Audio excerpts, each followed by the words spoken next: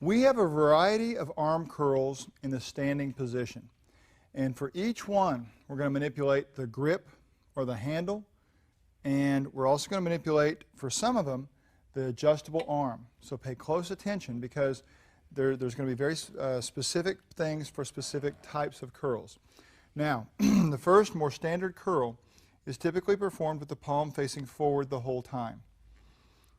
So there's Josh. The big thing that I would like for you to realize is consistent among all of these curls is that the upper arm is not moving.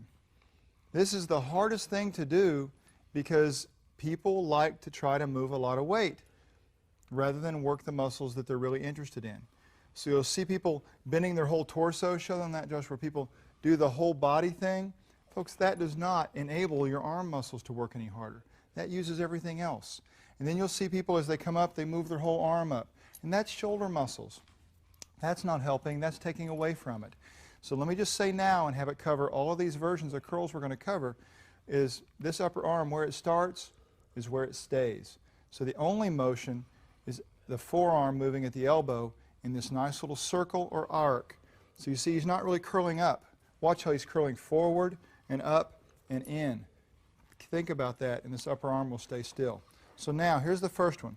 Palm is up the whole time. He's got two settings that work well for this. Number 8, definitely not number 9. Number 9 is too narrow. You have this thing called a carrying angle. And when you turn your palm to the front, which is the whole thing we're trying to do here, your arm has a bend in it. It's the way we're built. So you cannot go with a really narrow setting here. Please don't do that. So start with number 8, even potentially number 7. See? Will allow for that carrying angle perfectly. So there's a great curl where we're maintaining the palm up or supinated position, arm number 8 or arm adjustment number 7 on each side. Now, let's go back and take a look at this thing you've heard before called a reverse curl, where you're simply turning over and it's going to be palm down. Because of what happens in the body when your palm is down, see, you don't have that bend anymore that you do when you're here. You don't have that bend. So you could go to this narrow setting of number 9 and do a reverse curl, no problem. Now, if you're a wider person, you may choose to bump that out one notch to number 8, and that'll work great for a reverse curl too. I'd like for you to realize there are very slight differences in muscular contribution from the arm muscles, the biceps, the brachialis, and the brachioradialis, with each one of these curls.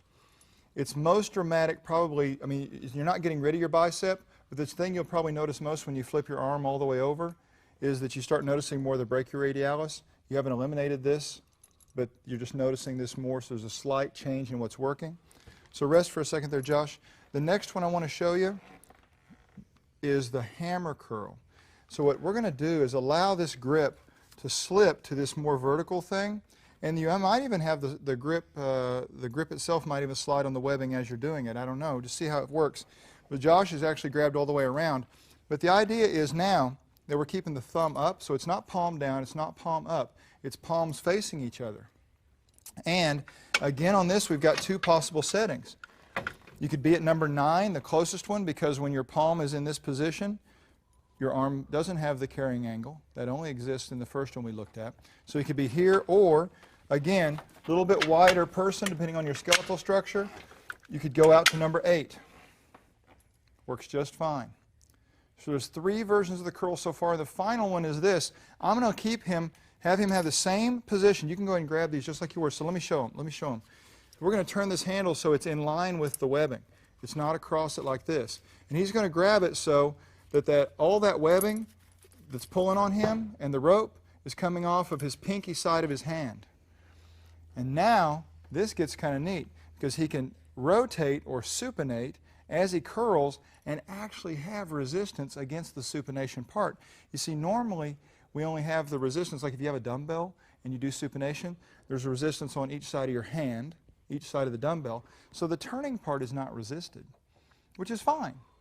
And you could do that here by going back to your normal grip position, right? And then as he turns, this thing could kind of turn in his hand. He could just kind of do that kind of thing. See where it's still pulling off of both sides of his hand. And that's great too. That is a great option. I'm not saying it's not valuable, but just a little tricky thing you can do with these cool revolution handles is create resistance another way, and that's a lot harder, isn't it? A little bit. Now, because we're ending up in the supinated position at the top, I'm going to recommend that you again go with position number 8 or even position number 7 for this rotating or supinating curl.